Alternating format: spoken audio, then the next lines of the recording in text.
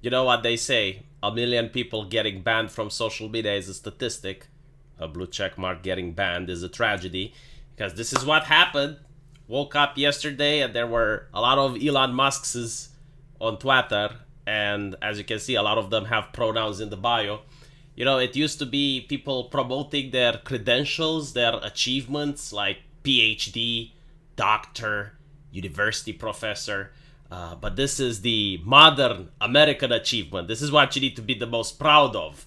It's showing that you have the titles and you need to be respected. So when two of these people get banned, it is a huge tragedy. I mean, it happened to the nobility now. It affected the lords. And it's not as if the rules aren't clear for everybody.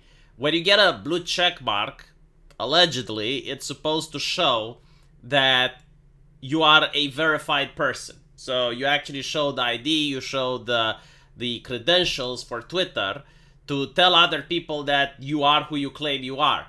And you're not allowed, once you have a blue check mark, to change your name or to pretend you're another person unless you are a parody account. And this needs to be specifically stated as such, as we can see here, because this is very important in the case of H3H3. It has to be stated both in the account name and bio. So it needs to be incredibly obvious that you are just trying to do a parody account in the case of having a blue check mark. But I think like the rules for blue check marks are even more strict.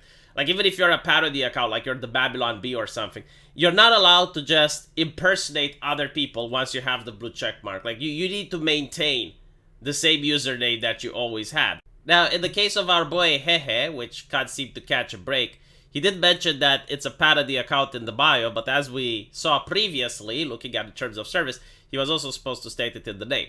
Now, personally, I wouldn't have banned any of these people. What I would have done is to take away their blue checkmark, because trust me, that would have upsetted them far, far more than them getting banned from the platform. And of course, another famous person which got zooked is Kathy Griffin. Now, for those of you who don't remember, Kathy Griffin is a comedian which, at the height of the moral panic about online bullying and internet harm, when people were very concerned about a video game which came out that allowed you to beat up Anita Sarkeesian, in her infinite wisdom, she decides to make this very gruesome recreation of her pretending to be, I guess, like a terrorist, beheading Donald Trump. And the message was clear. It's not like Donald is the one that's getting the message, because in her artistic recreation, he was already dead. No, it was like she was looking at the camera, like glaring towards you, like this is what happened to him, you're next, right? So, of course she got cancelled, because as I mentioned, it was like the height of the moral panic when she did this. It was obviously in poor taste. I wouldn't have cancelled her, to be honest, but I mean, I play the game, I don't make the rules. Like, if we're about internet safety and all of that, sure. And then she went on and played a victim, went to different news networks, said that she can't find a job now, it's so difficult, until Donald Trump got banned from social media platforms, and then she came back and she was really proud of her joke and posted that picture everywhere. I can't post this particular picture here because I think I would get a community guideline strike on YouTube. It is legitimately gruesome. Like, it is something that I might get in trouble for showing. But if you guys Google Kathy Griffin Donald Trump, I'm pretty sure you might see it in the news. I mean, it was on all the mainstream media outlets. It's probably on the first Google search results, right? So that's the lady we're talking about. So she got banned, right? And as you can see here, people are wondering, oh, well, Elon Musk said that comedy is back on Twitter. Why is he banning comedians? And I was like, you know what? I don't think I laughed so much the entire year. Like, seeing blue check marks finally getting the same treatment as everyone else on the platform, and seeing how they're reacting to it, because they're not used to actually having the terms of service applied to them, is hilarious as fuck. Now, if the blue check marks come up and say, hey, you know what, maybe we should change terms of service, maybe we should allow edgy jokes, maybe we should allow this type of... I would be okay. I would be like, you know what? Yeah, sure. Let's campaign Elon Musk so he can change the terms of service, so he can allow this type of content. So Kathy Griffin can do her representation of Donald Trump, and I don't know, Steven Crowder can do his representation of AOC or Hillary Clinton. Like, if you want to set that standard for everyone, and everyone should be able to do it, fine. You know, I'm all for that, because at the end of the day, it's just images on a screen. But no, like, they don't want that. They want to have the power to dictate the conversation, to do these types of edgy jokes, and everyone else that does them to get banned. But now that the rules are applying to them, they're horrified.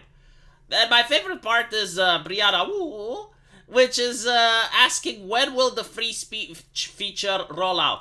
Now, I forgot to mention that Elon Musk had said on several occasions by now, I mean, I get tired of hearing it, that nothing has changed regarding the Twitter TOS. I mean, he just got there. He hasn't even finished firing all of the people. He hasn't brought his team in. So, like, no modification of TOS has happened. But that doesn't stop left-leaning people going and spamming the N-word, trying to be edgy, and then getting Pikachu face when they're getting banned. That's not stopping them trying to impersonate people on Twitter, and then going Pikachu face when they see that the TOS is still being applied. I mean, they're calling him a free speech extremist, when clearly, on several different platforms, he has said that no, like, Twitter is not going to have, like, extreme free speech. He's still going to ban hate speech. He's still going to maintain the same standards. The only different thing, I guess, is that now he's going to apply them evenly. And he's going to be a little bit more lenient towards comedy and edgy humor. Will he do that? I don't know. But what I am saying is that they live in a fantasy world. By they, I mean the blue check marks. Where they're literally creating their own reality. Like they live under a different Elon Musk. And they created this straw man. And then they're getting Pikachu face when they're realizing that the universe is not exactly the same way that they thought to be. You know, their subjective interpretation of the universe does not reflect reality. And again, the fun fact is that Brianna Wu, which if I'm not mistaken is a millionaire, is saying that remembering the damage to my reputation caused when someone impersonated me on Twitter and started tweeting slurs against people on the autism spectrum. Not everyone checks before jumping to conclusions. Realizing I'll probably have to pay Elon his stupid verification fee. Oh no, she now has to pay $8. How will she survive? I don't know. It's also very interesting that she wasn't complaining when The Atlantic was revealing that the previous blue check mark costed around $15,000. You had to pay it under the table if you wanted it. That's not something that she mentions, or you need to have a connection to Twitter. No, because at the end of the day, literally, that's the problem, right? It's not about having to pay the $8. They are living that average Joes will get verified as well. Like, the richest man on earth just took a major dump on the treehouse of the millionaires. And like, millionaires are the ones that are most livid about what a billionaire did to them. Right? Like, notice how it's not the average people that are upset about the blue checkmark thing and the $8. In fact, I know a lot of people that are willing to pay the $8.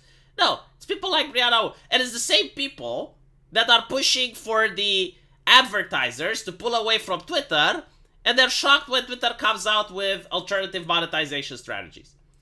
Let me know what you guys think. And as usual, I will see you in the comment section. And if you want to give me $8, I will not verify you though. There's a link into the pinned comment where you will be able to support the channel. Thank you for watching, and I'll see you guys in the comment section. Take care.